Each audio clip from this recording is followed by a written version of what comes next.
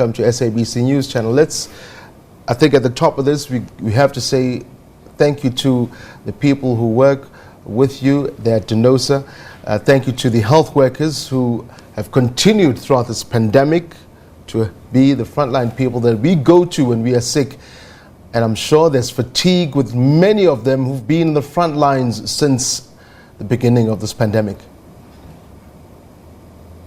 Well, thank you for having us, and we appreciate the feedback we get from those who appreciate the work that we do.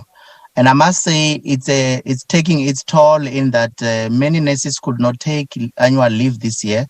In other words, they could not even rest because they were called for duty. And sometimes when you go on leave and somebody else tests positive in a hospital, you are required to come back and assist. So there's many nurses who are currently taking their toll. This is over and above that, the fact that there's many nurses who died during the time, and we had a shortage of nurses, by the way.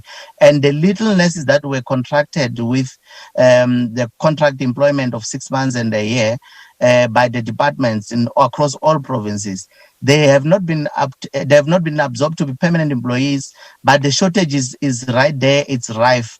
And the situation is bad because I think you will remember even the issue of the KN95 masks that were said in terms of the University of Western Cape research that revealed that the masks were not necessarily all of them protective of nurses. So a lot of nurses have died, a lot of nurses has contracted COVID-19. And when you turn positive, it means you go to quarantine and it's one nurse less than what you used to have in the past. But it is indeed taking a toll.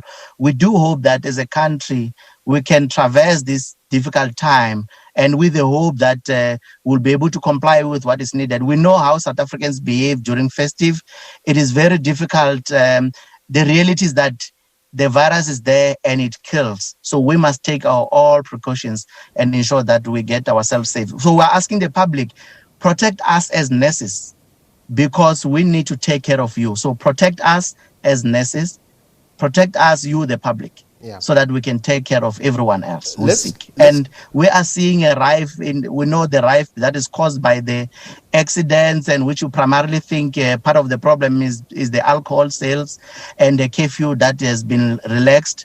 But those beds occupancy are being now competing with the coronavirus patients.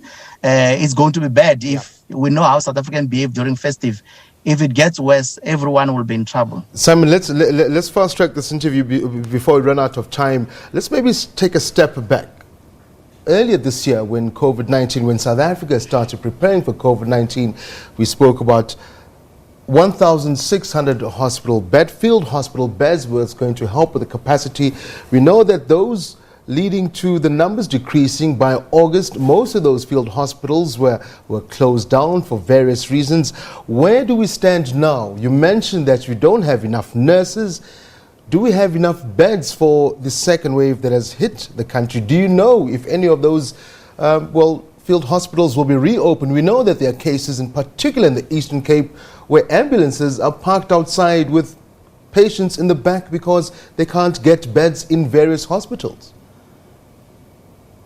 Well, the reality is that currently the beds are occupied in the normal operated hospitals. The field hospitals that were created, they don't have staff. So we don't have doctors, we don't have nurses that can mend those hospitals. And even if you want to say you will recruit, there's a chance that you can't even get half of what we needed.